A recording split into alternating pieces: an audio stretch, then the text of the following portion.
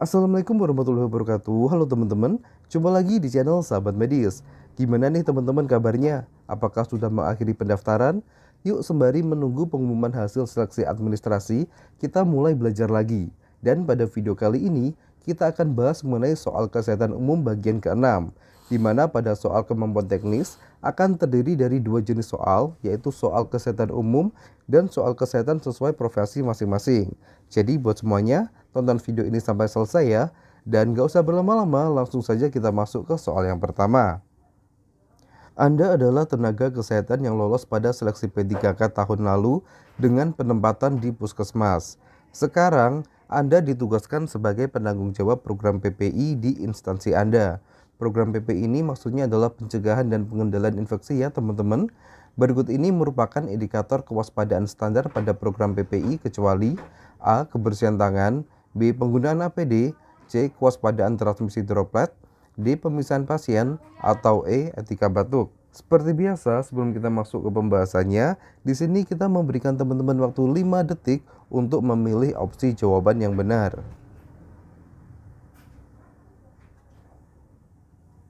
Dan jawaban yang tepat adalah opsi C, yaitu kewaspadaan transmisi droplet.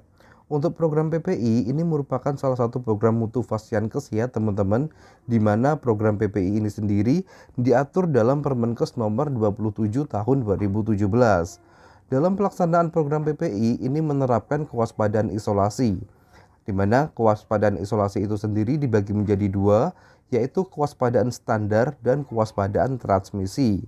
Berikut ini adalah 11 indikator kewaspadaan standar pada program PPI.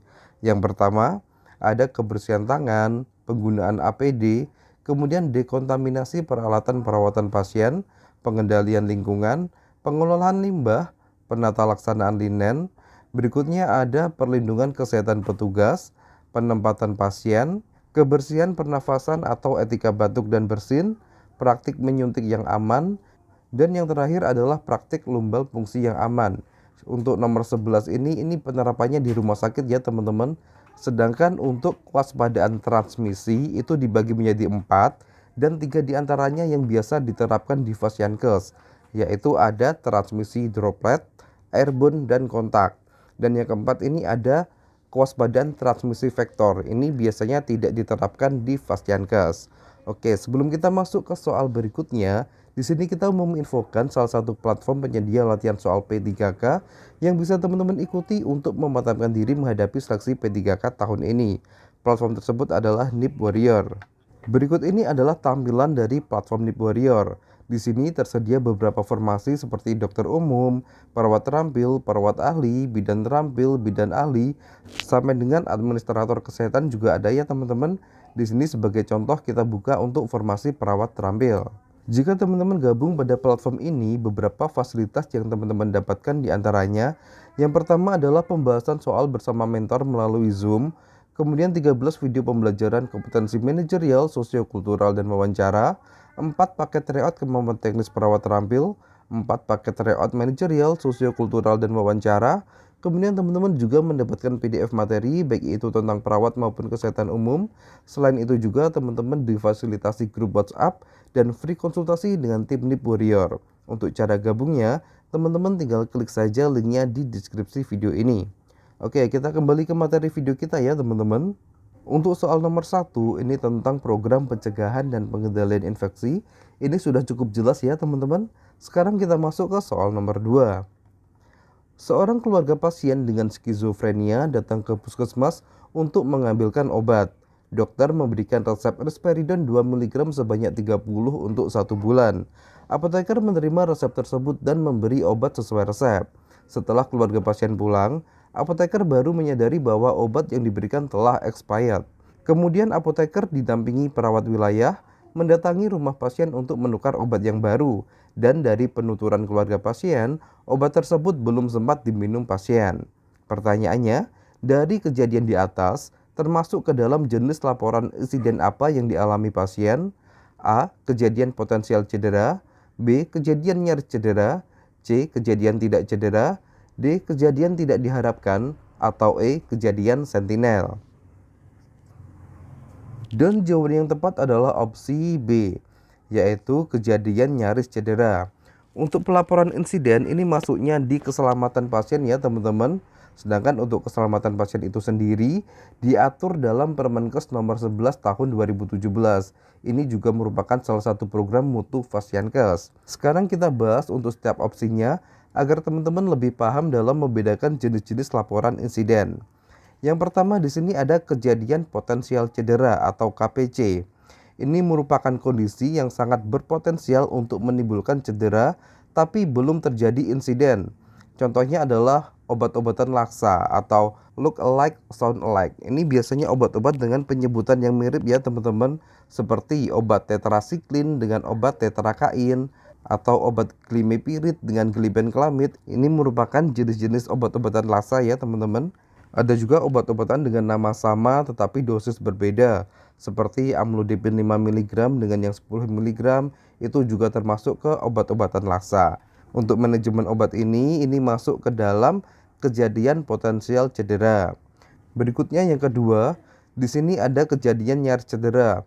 Ini merupakan suatu kejadian insiden yang belum sampai terpapar ke pasien. Ini sama pada soal ya teman-teman, di mana apoteker sudah memberikan obat expired kepada pasien tapi pasien tersebut belum sempat meminumnya. Ini masuk ke dalam kategori laporan insiden nyaris cedera. Kemudian yang ketiga di sini ada kejadian tidak cedera atau KTC. Ini merupakan kejadian yang bisa mencederai pasien tetapi cedera tidak terjadi. Contohnya apabila menempatkan footstep dengan sembarangan yang mengakibatkan pasien tersandung tetapi tidak sampai jatuh. Nah, karena di sini pasien tersebut tidak mengalami cedera, maka masuknya di KTC. Berikutnya yang keempat di sini ada kejadian tidak diharapkan. Ini merupakan kejadian yang mengakibatkan cedera pada pasien.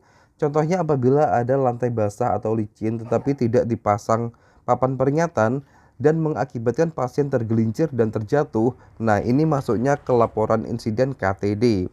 Dan yang terakhir di sini ada kejadian sentinel. Ini merupakan kejadian KTD yang mengakibatkan kematian, cedera permanen atau cedera berat secara temporer. Oke, kita lanjut ke soal berikutnya. Berikut ini adalah sasaran yang ingin dicapai dari program gerakan 1000 hari kehidupan pada tahun 2025, kecuali A. Penurunan proporsi anak balita yang stunting sebesar 40%, B. Penurunan proporsi anak balita yang menderita kurus atau wasting kurang dari 5%, C. Tidak ada kenaikan proporsi anak yang mengalami gizi lebih, D. Menurunkan proporsi ibu usia subur yang menderita anemia sebanyak 50%, atau E. Menurunkan angka kematian ibu dan janin sebanyak 40%. Dan jawaban yang tepat adalah opsi E, yaitu menurunkan angka kematian ibu dan janin sebanyak 40%. Terdapat 6 sasaran yang ingin dicapai pada akhir tahun 2025 dari program gerakan 1000 hari kehidupan. Yang pertama adalah penurunan proporsi anak balita yang stunting sebesar 40%. Berikutnya penurunan proporsi anak balita yang menderita kurus atau wasting kurang dari 5%. Lalu yang ketiga, penurunan anak yang lahir berat badan rendah sebesar 30%. Yang keempat, tidak ada kenaikan proporsi anak yang mengalami gizi lebih. Kemudian yang kelima, penurunan proporsi ibu usia subur yang menderita anemia sebanyak 50%. Dan yang terakhir, meningkatkan persentase ibu yang memberikan ASI eksklusif selama 6 bulan paling kurang 50%. Kita lanjut ke soal berikutnya. Demi meningkatkan derajat kesehatan masyarakat, Puskesmas bersama lintas sektor tak henti-hentinya menghimbau untuk menerapkan germas di wilayah kerja masing-masing. Berikut ini yang bukan termasuk 7 langkah germas yang dikeluarkan oleh Kementerian Kesehatan adalah A. Melakukan aktivitas fisik, B. Makan tinggi protein, C. Tidak merokok, D. Tidak minum minuman beralkohol, atau C. Melakukan cek kesehatan secara berkala. Dan jawaban yang tepat adalah opsi B, yaitu makan tinggi protein. Terdapat 7 langkah germas yang dikeluarkan oleh Kementerian Kesehatan. Berikut ini adalah 7 langkah tersebut. Yang pertama adalah melakukan aktivitas fisik. Yang kedua makan buah dan sayur. Kemudian yang ketiga tidak merokok. 4. Tidak minum minuman beralkohol. 5. Melakukan cek kesehatan secara berkala. Kemudian menjaga kebersihan lingkungan. Dan yang terakhir adalah menggunakan jamban. Ini adalah 7 langkah germas yang digaungkan oleh Kementerian Kesehatan ya teman-teman. Oke, sementara cukup sekian dulu untuk video kali ini. Semoga video singkat ini bisa bermanfaat dan semua teman-teman di channel ini bisa lolos pada seleksi P3K tahun ini. Wassalamualaikum warahmatullahi wabarakatuh. Sampai jumpa di video berikutnya.